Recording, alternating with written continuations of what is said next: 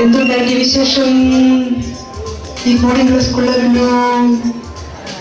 നീ എന്താണ് ഞങ്ങൾക്ക് ഒരുമാതിരി കോച്ചുവാദം പിടിച്ച പോലെ വരാൻ സ്വയവും. ഇവനുണ്ടായപ്പോൾ ഞാൻ പറഞ്ഞതാ, വല്ല സുഭാഷ് ചന്ദ്രബോസ് എന്നോ വല്ലഭായ് പട്ടേലോ എന്നൊക്കെ പേരിടാം. അപ്പൊ അവന്റെ അപ്പന് മൈക്കിൾ ജാക്സനോടും അമ്മയ്ക്ക് ജയനോടും വലിയ ആരാധന. എന്നിട്ട് ഇപ്പൊ എന്താ, അവരിപ്പോ ജയനും ജാക്സനും കൂടെ കൂടിയ ഒരുതരം ട്രോൾ.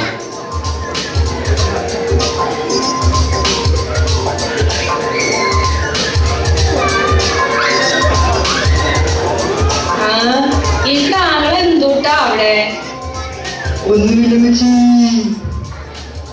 എന്തൊരു കഷ്ടം. ഇതെല്ലാം എനിക്ക് സമ്മതിക്കില്ല.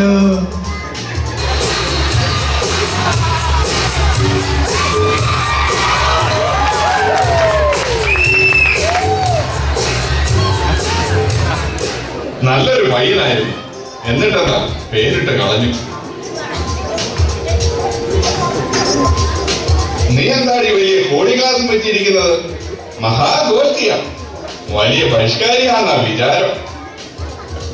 നിങ്ങൾ എന്തുട്ടാ 24 മണിക്കൂർ ഈ പത്രം എല്ലാം വായിച്ചിട്ടും ഒരറിവും ഇല്ലാത്തവരെ പോലെ സംസാരിക്കണതാണ്. TV ഓണാക്കി ഇതേ കേൾക്കാനുള്ളൂ. എന്തുട്ടാ എന്തുട്ട് കുന്ത്രാണ്ട അത് ഗ്ലോബൽ വാർമിംഗ് ആട്ടോ. ഈ സൂര്യനൊക്കെ ഇപ്പൊ അപ്പടി മലിനീകരണം അത്രേ. ഇനിയുള്ള കാലത്ത് ഈ വേഷമൊക്കെ കെട്ടിയേ ജീവിക്കാൻ പറ്റുള്ളൂ. ഈ വയസ്സുകാലത്ത് കണ്ട വായനയും ടിവിയും കണ്ടുകൊണ്ടിരിക്കാതെ രണ്ട് കൊന്ത ചെല്ലാൻ തോന്നിയിരുന്നെങ്കിൽ. ഇന്നത്തെ കാലത്തെ നിങ്ങൾ ഈ ഗാന്ധിത്തോപ്പിയും വെച്ച് ഖാദി കൊടുത്ത് നടന്നിട്ടൊന്നും ഒരു കാര്യമില്ല. അല്ല, സായിപ്പന്മാർക്ക് കാണും ഗാന്ധിയെ പറ്റിയൊക്കെ കേൾക്കാൻ താല്പര്യം. രണ്ടു കാലത്ത് നേരെ ചൊവ്വ ഇംഗ്ലീഷ് പറയാൻ അറിയത്തില്ല, എന്നാലും മാതാമ്മയുടെ ഗമയിലല്ലേ ഇപ്പൊ. ഇതിന്റെ പരിഷ്കാരത്തിന് എന്നതാ പറയുന്നത്, വിവരദോഷം എന്നല്ലാതെ.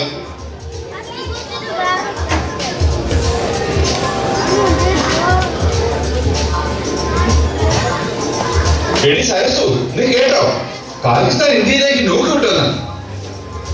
എന്തുട്ടാ നിങ്ങൾ ഇങ്ങനെ വെപ്രാളം പിടിക്കണത്? പാകിസ്ഥാൻ ഇങ്ങോട്ട് എന്തോ വിട്ടുന്നാ. എടി, നീ ആറ്റബോംബെന്ന് കേട്ടിട്ടില്ലേ? അന്ന് 2ാം ലോക മഹായുദ്ധകാലത്ത് ഇട്ടത് കൂടെ വരണം. അയ്യോ, ബോംബോ? എന്റെ പൊന്നെ, നമ്മളിനി എന്ത് ചെയ്യും? നീ പേടിക്കുന്നതാണ്. ഇന്ത്യയിലേക്ക് വിട്ട സാധനം ചെയ്ത് വീണത് എവിടെയാ? റഷ്യയില്.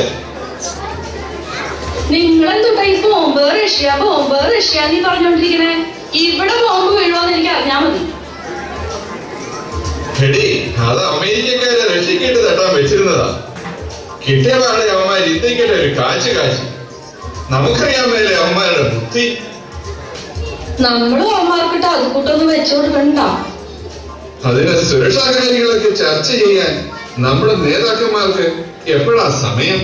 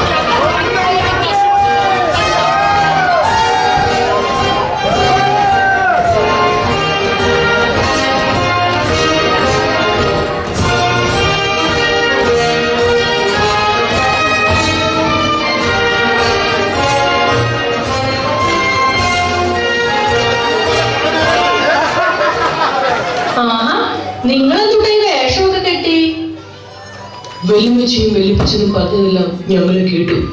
ഞങ്ങൾ ഇപ്പോൾ തന്നെ അതിർത്തിയിലേക്ക് പോവുകയാണ്. അയ്യോ, ഇവിടെ ആങ്ങൾക്ക് എന്തോ പറ്റി? അതിർത്തിയൊക്കെ വലിയ അപകടമല്ലേ? ഈ വെല്ലുമ്മച്ചിക്ക് ഒന്നും അറിയില്ല. ഇന്നത്തെ കാലത്ത് അതിർത്തിയാണ് സുരക്ഷിതം.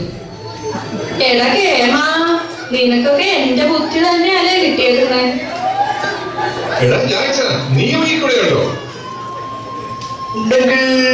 അതിർത്തിയാണ് സേഫ്. അതിർത്തിയിലെങ്കിലും അല്പം രാജ്യസ്നേഹമുള്ളവരെ കാണുവാൻ പറ്റുമായിരിക്കും. മക്കളെ, ഞാനും വരുന്നു നിങ്ങളുടെ കൂടെ.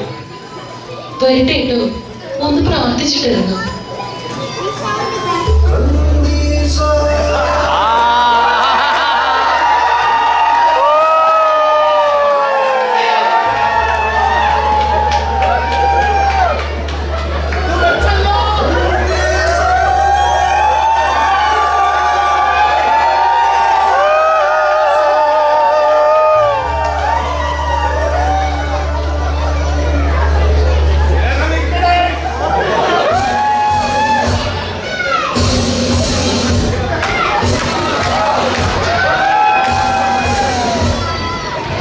സമാധാനം.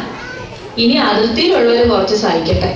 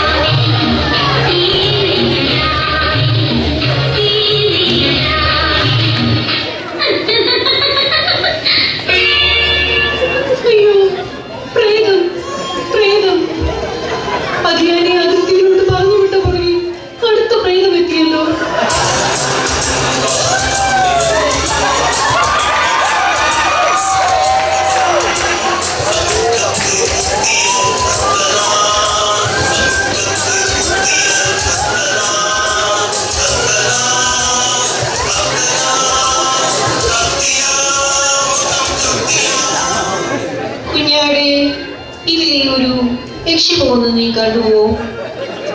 കണ്ടു. കണ്ടു. കുടുംബത്തെ കുത്തിയിട്ടത് ഇതിനെ അങ്ങോട്ട് പോയി. ഒരു അമ്മച്ചി, നമുക്ക് ആയിഷിയെ ഒരു പാലമരത്തിൽ തിരക്കാം.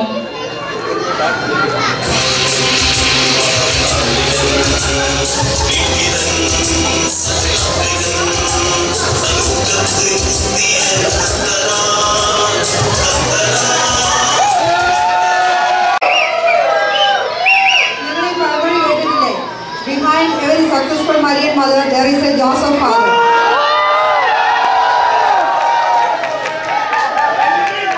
ഒരു പുഞ്ചിരിയുടെ ശ്രേഷ്ഠതയെ പറ്റി നിങ്ങൾ എപ്പോഴെങ്കിലും ചിന്തിച്ചിട്ടുണ്ടോ? എന്നാൽ ഇപ്പൊ ചിന്തിക്കണം. ഏതൊരു മനസ്സും എപ്പോഴും ആഗ്രഹിക്കുന്നത് ഒന്ന് സന്തോഷിക്കാനുള്ള ഒരു അവസരത്തെ അല്ലേ? തീർച്ചയായും ദൈവം മനുഷ്യർക്ക് മാത്രമായി നൽകിയ ഒരു വരദാനമാണ് ചിരിക്കാനുള്ള കഴിവ്. അതിന് ദരിദ്രനെന്നോ ധനവാനെന്നോ വ്യത്യാസമില്ല. ജീവിതത്തിന്റെ ഏത് അവസ്ഥയിലായിരുന്നാലും സന്തോഷം കണ്ടെത്തുവാൻ ശ്രമിക്കുക. ഇനിയുമുണ്ട് ചിരിയെ പറ്റി പറയാൻ. Best cardiac exercise. Best tonic for immune health. Laugh is so powerful. So beautiful. അപ്പോൾ ഇതിനെല്ലാം മുന്നോടിയായി നമ്മുടെ ഈസ്റ്റ് മിൽസ്റ്റോൺ പള്ളിയിൽ ചിരിയുടെ സുഗന്ധം, പുഞ്ചിരിയുടെ പൂന്തനായി ഒരു ക്ലബ് ഇന്ന് ഉദ്ഘാടനം ചെയ്യുകയാണ്. Laughter for Life. ഈ ക്ലബിന്റെ ഉദ്ഘാടനത്തിനായി നമുക്ക് ഏവർക്കും പ്രിയങ്കരിയായ സദാ സുസ്മേരവദനയായ നമ്മുടെ അമ്മയ്ക്ക് ഞാൻ സ്റ്റേജിലേക്ക് സാദരം ക്ഷണിച്ചുകൊള്ളുന്നു.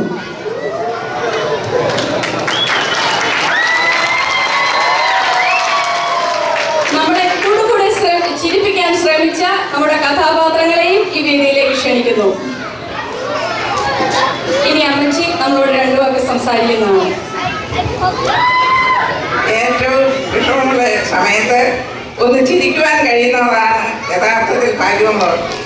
ദൈവം നമ്മെ ആക്കിയിരിക്കുന്നിടത്ത് ഏറ്റവും സന്തോഷത്തോടെ ആയിരിക്കുക എന്നതാണ് എനിക്ക് നിങ്ങളോട് പങ്കുവയ്ക്കുവാനുള്ളത്. ഈ സമൂഹത്തിൻ്റെ ഇന്നത്തെ സന്തോഷത്തിൽ പങ്കുചേരുവാൻ സാധിച്ചതിന് ദൈവത്തിന് നന്ദി പറയുന്നു.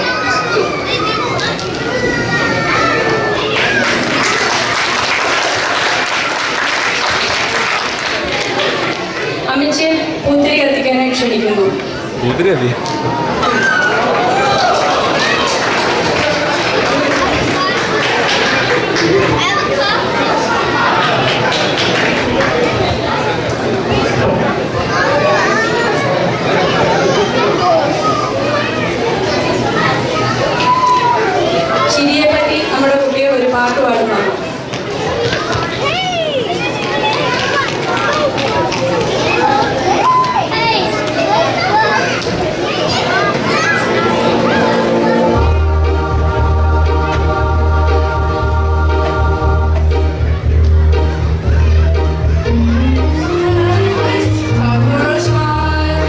But there's a smile